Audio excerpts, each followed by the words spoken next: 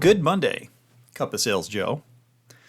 You may have heard of the book, The E-Myth, or The E-Myth Revisited by Michael Gerber. Well, I would like to revisit the idea from that book that I messaged previously with the help of Pink Floyd, which was the idea of working on our business versus working in our business. If you'd like to get a primer for this message, go listen to that previous one, titled Flying with Floyd. I want to refine now, though, how we do this and when, and the value of discerning which we are doing. When we should be and are working on our business, and when we should be and are working in our business. I think the easiest way to describe this, if you are new to the concept, is that your daily to-do list that you make your way through is working in your business. But things like strategic planning, weekly planning, account plans, listening to this, that is working on your business. I can also equate this to our lives in general. When you eat, you are working in your physical life. You are doing something to nourish yourself so that you can live. But meal planning, making a shopping list, or learning about nutrition and health and wellness, that is working on your physical being. An individual workout like a walk or a run is working in your physical fitness. But getting a personal trainer or a workout buddy, joining a gym, or putting together a long-term fitness and wellness plan, well, that is working on your body. While the semantics may not seem important, we sometimes don't realize how much time we spend on one when we need time in the other. We can work for weeks on end in our business just to realize we are nowhere closer to our goals than we were before. That's when charting a course for the future, working on our business, needs a bit more of our attention. Yet, I can vouch for the fact that it is also possible to spend too much time planning and dreaming and scheming, only to fall flat on the execution of our brilliant plan. We get stuck working on our business, which I admit to doing myself, and we need to spend more time in our business.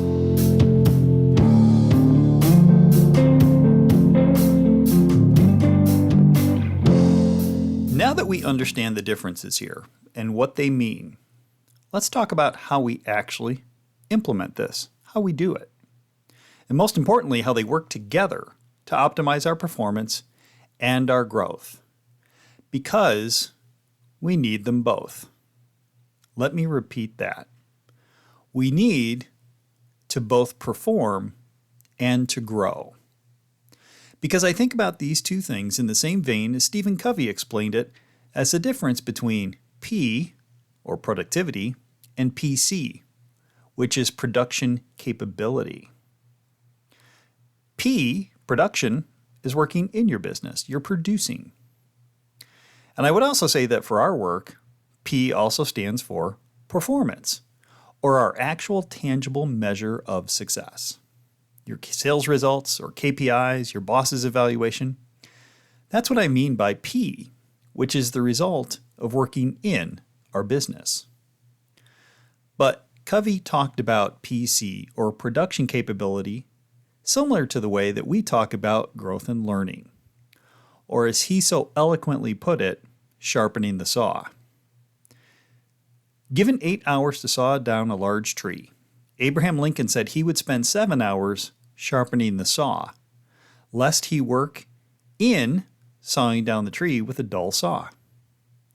So I like for our work to use the terms performance for working in and growth and learning for working on our business, on us, because we are the machines of our productivity.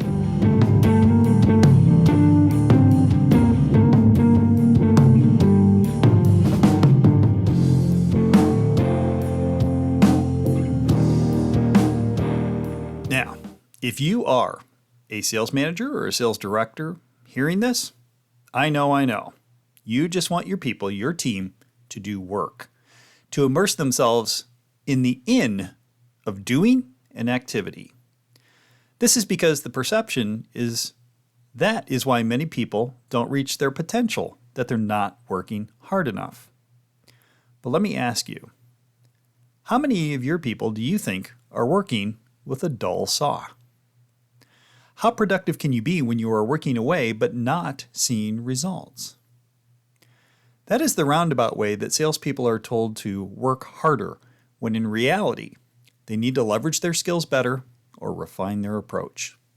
That is working on their business, and something managers and directors can be a great help with. Valuing the on activities just as much as the in activities.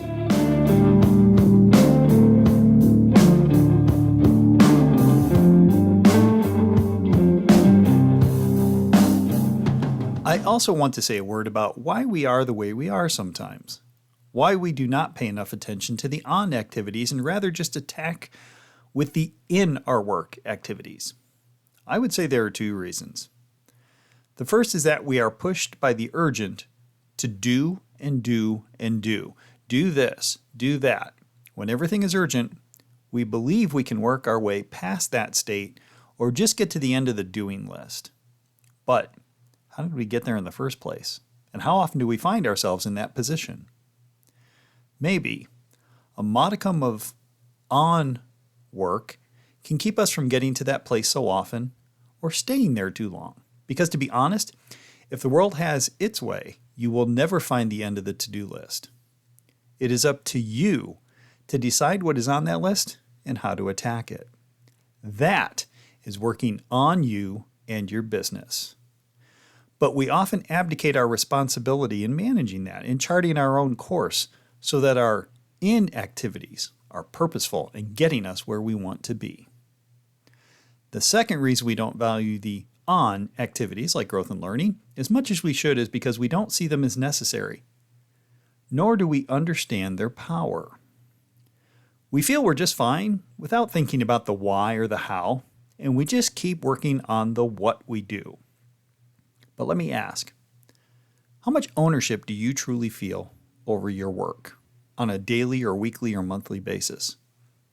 Do you feel compelled to do certain things, and they may not be what you would choose in a more ideal, strategic, self-empowered world? Then you need some time in the on arena.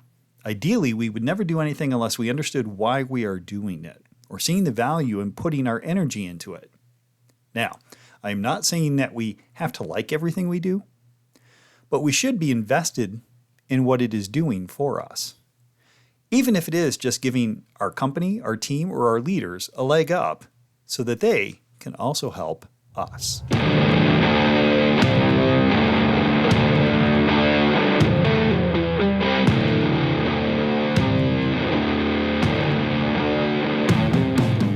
So, to clarify, performance, or P, is working in our business, the in activities. And growth and learning, or PC, are the working on activities. In fact, each of these has its own mindset. The performance mindset is concerned with ticking things off your to-do list, performing as efficiently as possible, and getting things done. The growth mindset is concerned with what's on your to-do list and how to do each thing better, or even if those things need to be done. Add into this equation the Pareto principle that we all know that 20% of your activities produce 80% of your results, and it's even more important that our work on our business is valued just as much as working in it. But there is a reasonable balance for each of us, depending on your actual work and your role and responsibilities.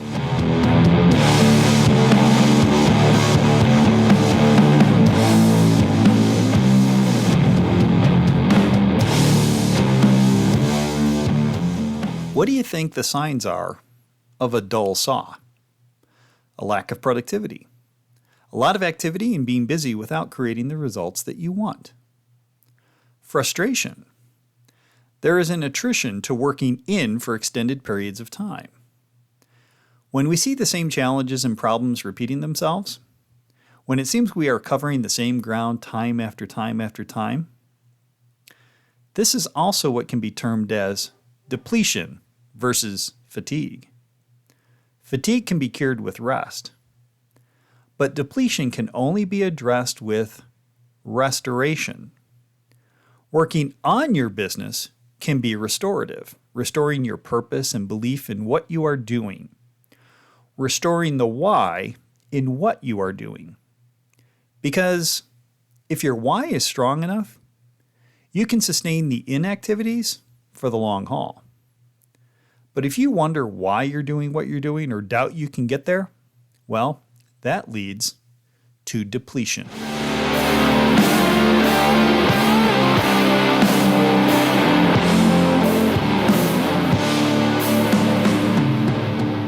So, think about your own work. How do you feel about how sharp your saw is? About your balance of in versus on activities and focus.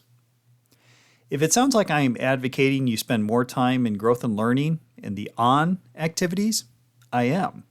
Because I know the power of it, and I work myself to incorporate some of it into my work regularly, which staves off depletion and keeps me moving in the direction of my goals, not only now, but in the future and over the long term. What ideas do you have for what you can do this week to focus on your on activities? Quarterly or annual strategic thinking? Creating long-term account plans? Scheduling the next month or two? Or maybe something else you come up with? Right now, think of one thing that would make you better over the next month or quarter instead of just doing more of the same.